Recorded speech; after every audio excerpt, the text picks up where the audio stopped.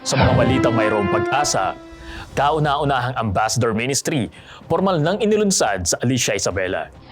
Pangangaral sa Santa Maria, Bulacan, nagbunga ng 39 na bagong binyagan.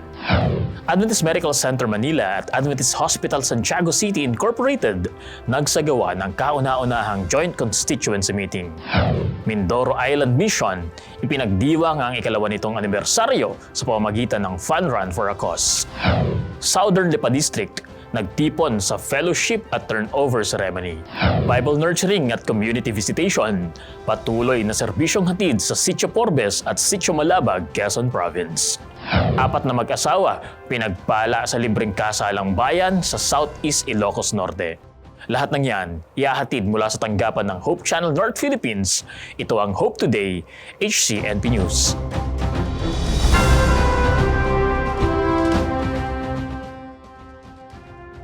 Masayang pagbati sa inyong lahat.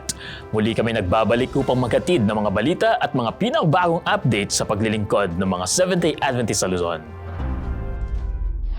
Sa ilalim ng temang Integrated for Mission, muling inihanda ang Kabataang Adventista para sa mas intentional na discipleship program sa ginanap na Youth Summit 2026 at kauna-unahang Ambassador Ministry launching sa Alicia Isabela. Ang detalye ng kaganapan, iahatid ni Myra Jim Tanyedo.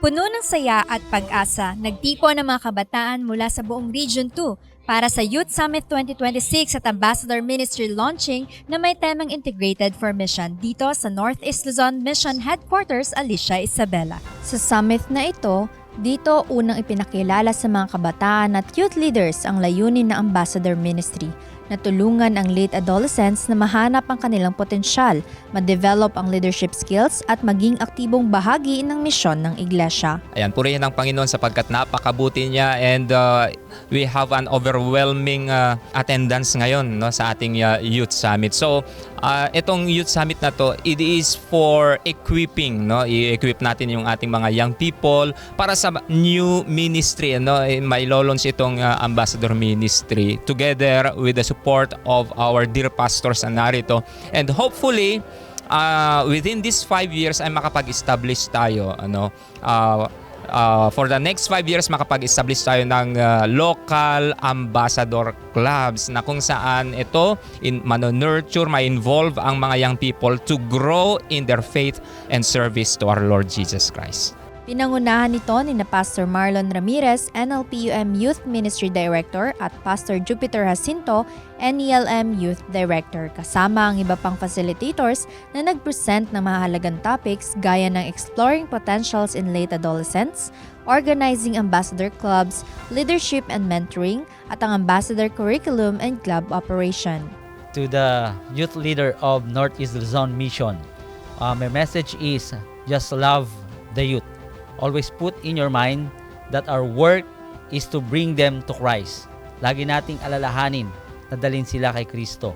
At ang programa na ating gagawin ay para idisipulo sila upang maging leader sila ng kanilang mga kaibigan, ng kanilang komunidad, ng kanilang mga paaralan, at sa lahat ng aspeto na kanilang pipiliin, itatanghal nila si Kristo. Para sa mga kabataang dumalo, nagsisilbi itong bagong pinto para sa paglilingkod. Hindi lamang impormasyon ng kanilang ibinigay, kundi direksyon at panawagan na sumama sa misyon. Okay, ang Ambassadors Ministry po ay makakatulong sa mga kabataan, especially ages 16 to 21, sa kanila pong paglago, hindi lang po sa earthly knowledges, but of course, more importantly, sa mga salita ng Panginoon na siyang magbibigay sa kanila ng kalakasan along their way, along sa paghahanap po nila ng career path, ng kanilang program, at nang sa gayon po ay mapalago rin nila ang ibang mga kabataan. They are really in a sort of developmental crisis, no, which is crucial part lalo sa identity forming nila, lalo sa atin as a Christian. Kasi if the church cannot satisfy those or cannot provide anything for those, the world will. And if the world satisfies them in all aspects of their lives, then they will follow the world instead of following Jesus. So by doing the ambassador ministry, we can be able to provide with this crucial and essential at the same time unique needs ng mga teens natin from 16 to 21 that would help them build a deeper relationship with God. At the same time, through their lives, they will now follow God. Layunin magatid ng balitang mayroong pag-asa, Myra Jim Taniedo nag-uulat para sa Hope Today, HCNP News. Isang serye ng evangelistic meetings ang isinagawa sa San Vicente Adventist Church, Santa Maria, Bulacan, na naghatid ng mensahe ng pag-ibig na hindi kumukupas. Pag-ibig na may plano, tumatawag at nagbibigay ng pag-asa. Sa pagtatapos ng serye, 39 na katao nagpasyang sumunod kay Kristo sa pamamagitan ng bautismo. Para sa Balitang May Pag-asa, si Rosel Jimeniano ang magdadala ng ulat. Narito tayo ngayon sa San Vicente Seventh-day Adventist Church, Santa Maria, Bulacan, kung saan isinasagawa ang isang pagpupulong na may temang Kanino ba may forever? Pag-asa, pagmamahal at kaligtasan. Yan ang naging sentro ng mga mensahe sa 2 linggong evangelistic meeting na pinangunahan ni Northern Luzon Philippine Union Mission Communication Director, Pastor Bong Fidakan. Mga kapatid, maaari sa buhay po natin, no? Ito na yung huling pagkakataon. Kailangan natin na magdesisyon na humarap at tumanggap sa ating Panginoon. Tayo ay binibigyan ng panahon na magdesisyon. Nasa 6 na pong mga interesadong kalahok ang nakinig, natuto at nabigyang liwanag ang mga puso. Kasama sa programa ang Friends for Life na nagbigay ng espesyal na himig at inspirasyon sa bawat gabi at pinalakas ang diwa ng bawat dumalo.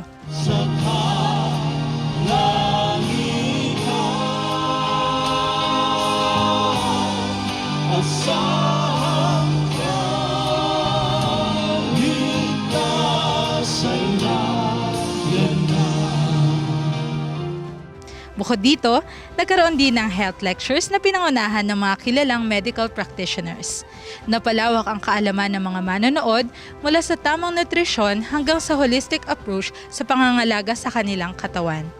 Bahagi rin syempre ng tagumpay ang suporta ng East Bulacan District na nagsilbing katuwang sa pagpapalaganap ng mensahe at pag-oorganisa. Ito talaga ang ating duty kasi the greatest commission of man is to spread the gospel. At nakita namin, napapanahon na para gumawa kasi mga kapatid, masaya sila sa ibang mga gawain. Oo, nakita ko, naglaki na sila, maliliit sila, naglakihan sila. Panahon na para gamitin sila. Kaya naisip namin mga elders dito, nako, dapat gumawa tayo. Salamat sa Panginoon. Talaga namang nagtagumpay tayo. At ngayon nga, magpapabaptism tayo. Alam ko, may 40 na souls sa mapagbibigyan. Kaya salamat sa lahat ng sumuporta, sa lahat ng ganda, lalo na sa ating Panginoon. Sa kabuuan, ang evangelistic meeting ay naging isang mahalagang pagkakataon para sa pagpapalago ng pananampalataya at pagpapalaganap ng tamang kaalaman sa ating kalusugan at espiritualidad.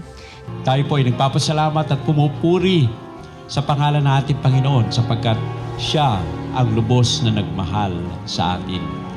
Tayo rin naman ay magmahal sa Kanya. Tiyak na magpapatuloy ang epekto nito sa buhay ng bawat isa. Sobrang blessed po ako talaga kasi against po talaga yung asawa ko dito. Tapos hirap po talaga akong magdesisyon kahit gusto ko po talaga ang gusto niya lang naman din po kasi parang iisa lang yung relihiyon namin. Ang na-point out ko naman kasi dito nung umatin ako neto, iba yung presence iba yung paliwanag, talagang mararamdaman mo yung Holy Spirit na pumasok sa'yo. Ang pinili ko po ang Diyos alam ko naman po kikilos po talaga yung Panginoon po kung sakali na iwalayan niya ako. Kung nakaready naman talaga akong iwalayan niya ako, di ba? Why not? Pero marami po kasi kaming plano talaga sa buhay. Ganon. Pero masaya po talaga ako. Thank you po. Patuloy nating ipanalangin ang tagumpay ng gawaing iniatang sa atin ng Panginoon, ang pagpapalaganap ng mensahe ng pag-asa at ng kaligtasan. Para sa HCNP News, ako si Rosel Jimeniano, nagbabalita. Isinagawa ang kauna-unahang joint constituency meeting ng Adventist Medical Center Manila at Adventist Hospital Santiago City Incorporated upang patatagin ang pagkakaisa at iisang direksyon sa ministeryo. Dito, kanilang inihalal at ipinanalangin ang mga mangunguna para sa susunod na 5 taon. Ang ulat ng aktibidad, Balitang May Pag-asa ni Jeyush Madayag. Isinagawa ang kauna-unahang joint constituency meeting ng Adventist Medical Center Manila at Adventist Hospital Santiago City Incorporated. Layunin ng pagpupulong na patatagin ang pagkakaisa at iisang direksyon ng dalawang ospital sa ilalim ng temang Anointed Healing Stewards, called intentionally as Ambassadors Magnifying Christ's Ministry. 3 bagay yung gusto kong bigyan nila ng atensyon, particularly in this continue. Stay faithful to the mission. And that would mean hindi lang, the usual mission-related activities sa hospital natin, but really be more creative and be more intentional in terms of reaching souls and really sharing God's love to them. So being intentional about mission. And secondly, be sustainable. Sabi nga, no money, no mission. Pero kailangan nating i-make sure na financially healthy ang ating mga institutions. Third is to go beyond where they are. Yung maging mission-minded naman sila, going into other places na nangangailangan ng health services. So 3 yon, being more intentional about mission in where they are and being sustainable and expanding the mission. Sa pagtatapos ng pulong, muling nahalal si Mr. June Apasible bilang Pangulo ng AMCM, habang si Mr. Fredelito Castillo naman ang nahalal na mangunguna sa ASHI. I think I need to commit to lead this institution with humility and courage, seeking always God's wisdom in every decision na gagawin ko, and to lead with love as we pursue our shared mission of sharing Jesus Christ Healing Ministry. Bilang re-elected President ng Adventist Hospital Santiago City, andito po ang inyong lingkod upang ipagpatuloy ang mga programa at mga proyekto na naiwan ng 2025. At itataguyod natin na ang hospital natin ay makakaabot pa ng mas mataas. Sabi nga nila sa English is greater heights. Ay doon po tayo. Inialay rin ang mga bagong opisyal sa panalangin bilang paggabay sa kanilang pamumuno at sa patuloy na paglago ng ministeryo ng Panginoon. Layuning magatid ng balitang may pag-asa. Ako si Jeyush Madayag, nag-uulat para sa Hope Today, HCNP News. Isang makulay at masiglang fun run for a cause ang nagpasiklab sa ikalawang founding anniversary ng Mindoro Island Mission sa temang Together in Christ is Stronger in Mission. Hindi lang para sa kalusugan, kundi para sa suporta sa itatayong bagong mission headquarters, isang simbolo ng pananampalataya at pagsulong ng misyon. Si Maria Vilsotejo para sa Balita May Pag-asa.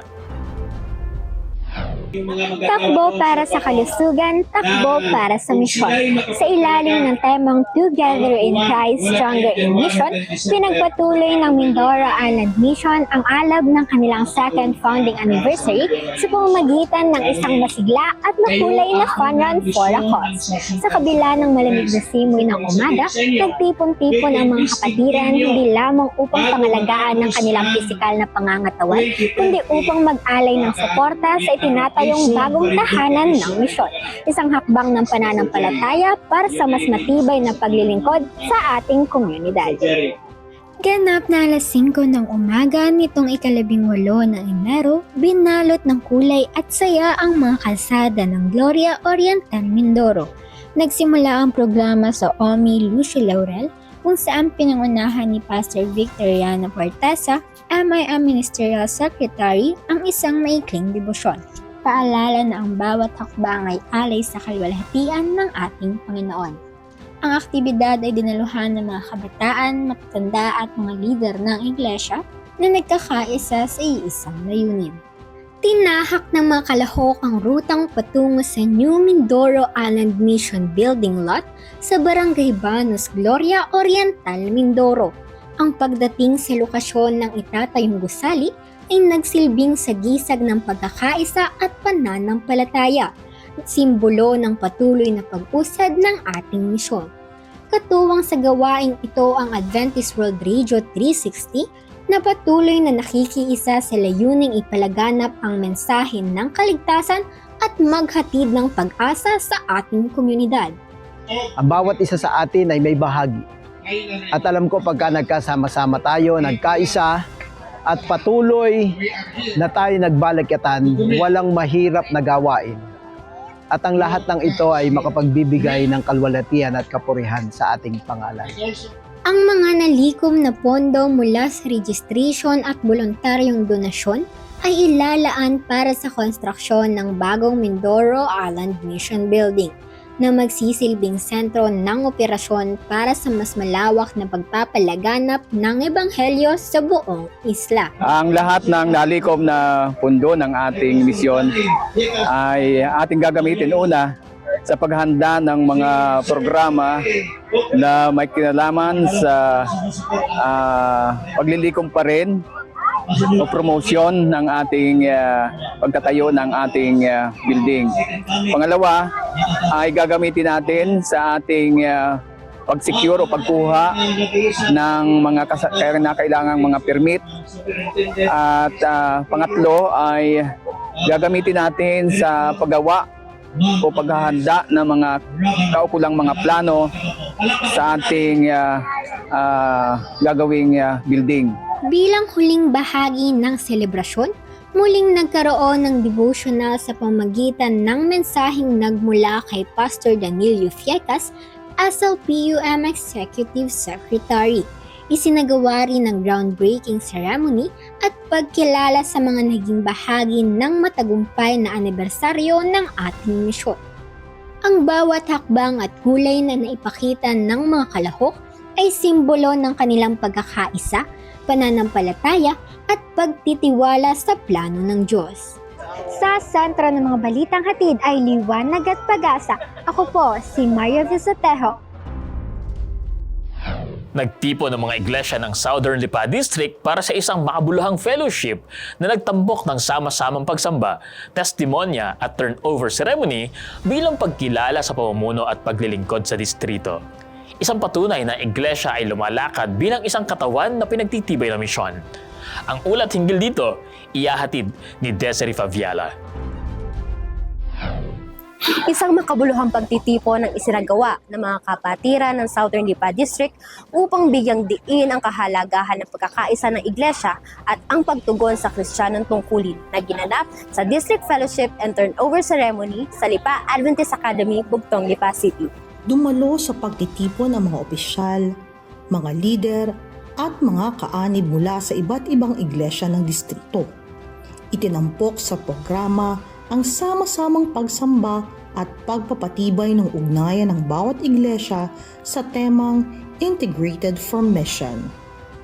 Para sa Southern Lipa District, ating pag-ibayuhin ang sinasabing care group ministry, yung ating functional care group, sapagkat dito mangyayari ang sinasabing discipleship.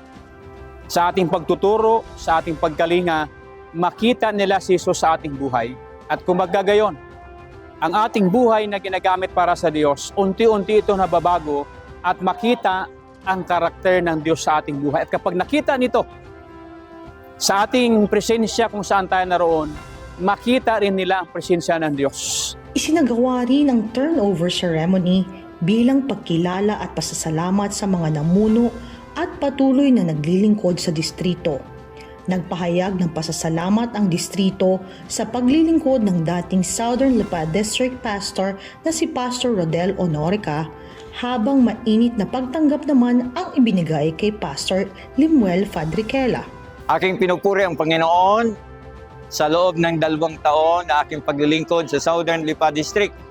Nakita ko ang kapangyarihan ng Diyos at ang banal na Espiritu Santo na siyang gumagawa sa bawat iglesia, sa mga kapatid, sa mga leader ng ating churches sa buong distrito na naksumpungan ko ang kanilang kasiglahan ay naghatid ng paglago sa gawain sa mga paligid na barangay ng poblasyon. Ito'y isang malaking hudyat na ang mga kapatid, kapag pinagkaisa at nagsama-sama, ang gawain ay lalago at patuloy na matatapos ang gawain sa ating teritoryo dito sa Southern Lipa District. Purihin ang Panginoon. Salamat mga kapatid sa inyong walang samang pagtatalag at paglilingkod sa ating Panginoong Hesus. Purihin ang Panginoon, mga kapatid, sapagkat ang Diyos ang pumili, siyang naglalagay, at kung saan man tayo inilagay ng Panginoon, doon niya gustong magkabunga tayo. Narito ako ngayon sa Southern Lipa District at niloob ng Panginoon na makapunta ko dito at maging kabahagi ng gawain sa lugar na ito. Ako'y masaya na dito sa lugar na ito ako dinala ng Panginoon. Hindi lamang sa pagkilala sa pamunuan, kundi isang malinaw na patunay na ang iglesia ay lumalago ng magkasama sa iisang pananampalataya at layunin. Patuloy natin ipanalangin ang paggabay ng Banal na Espiritu hanggang sa maisakatuparan ang kanyang mga gawain. Layuning maghatid ng balitang may dalang pag-asa, ako si Desiree Fabiala, nag-uulat para sa HCNT News. Patuloy ang Bible nurturing at pastoral care sa Sitio Porbes at Sitio Malabag, Quezon Province sa pamamagitan ng pagtuturo, medical monitoring, home visitation at children's ministry. Ito ay isang holistic na pag-aaruga para sa mga bagong binyagan, interesado mag-aaral ng Biblia at mga pamilya sa komunidad. Para sa balitang nagbibigay ng pag-asa, si Novis Isagire ang mag-uulat. Patuloy ang masigasig na pag-aaruga ng pananampalataya sa pamamagitan ng IEL team sa pangunguna ni Sister Delia Montañez sa Sitio Porbes at Malabag para sa mga bagong binyagan at mga interesadong mag-aral ng Biblia. Sa pagtuturo ni District Pastor Johnson Gomez, ang mga kapatid ay matamang nakikinig at aktibong nakikibahagi upang mapalalim ang pananampalataya at patuloy na lumago sa pagkakilala sa Panginoong Diyos.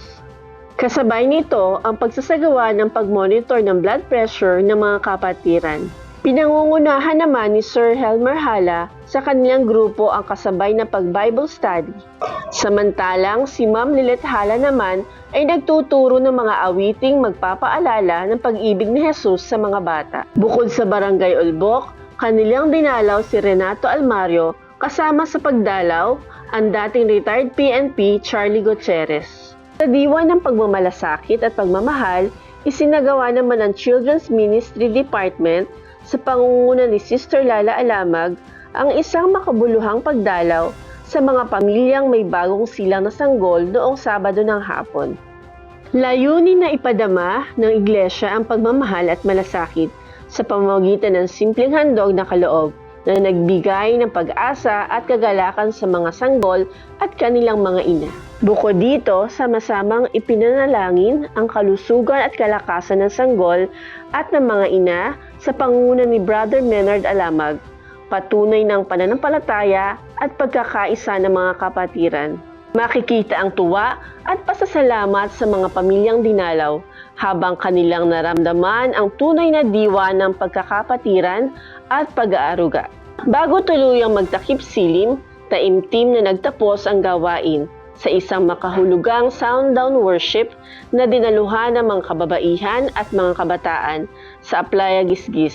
Naging banal at mapayapa ang pagtatapos ng Sabat, puno ng papuri, panalangin at taos-pusong pasasalamat sa Panginoong Diyos. Layuning makapaghatid ng balitang nagbibigay sigla, inspirasyon at pag-asa. Ako si Novis Isagire, nag-uulat para sa Hope Today, HCNP News. Naging saksi ang komunidad sa libreng kasalang bayan na itinaguyod ng Southeastern Ilocos Norte District kasama ang M&M Missions Incorporation kung saan 4 na mag-asawa ang pinagpala at pinagtibay sa kanilang pagsasama. Isang patunay na kapag ang simbahan at komunidad ay nagkaisa, ang mga pamilyang Kristiyano ay mas napapalakas. Alamin ang masayang kaganapang ito, iyahatid ni Dairon Martinez. Isang makasaysayang pagdiriwang ng kasal ang idinaos ngayong araw sa pagtutulungan ng M&M Missions at Southeastern Ilocos Norte District. Isinagawa ang programang ito upang bigyan ng pagkakataon ang mga mag-asawang nagnanais na gawing legal at mas matibay ang kanilang pagsasama sa tulong at pagkakaisa ng iba't ibang sektor tulad ng mga kabataang Adventista na voluntaryong tumulong sa paghahanda sa okasyong ito. at sa distrito ng Southeastern Ilocos Norte na pinangunahan ni Pastor Marvin Valenzuela Jr. at ang kanyang butihing asawa. We started planning about this mass wedding last February 2025. I met a couple, a wonderful couple in Singapore. Truly, God is so good in helping us. A lot of hard works, but I thank God for helping me, for giving me human favors, a lot of help that the Lord allowed me to experience. Truly, God is a wonderful God. And of course, I thank God also for giving a great team who helped in preparation, the beautiful setup, and of course, everything. 4 na mag-asawa ang nabigyan ng libreng kasal bilang pagpapatibay at pagpapala sa kanilang pagsasama bilang mag-asawa.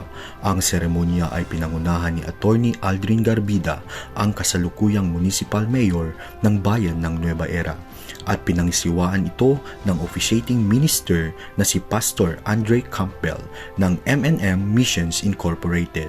So the reason why we decided to do this mass wedding is the importance of marriage. And we know that the biblical purpose and importance and value of marriage.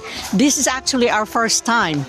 We never had a wedding ministry ever before, and this is also worth it despite of all the hard work and everything.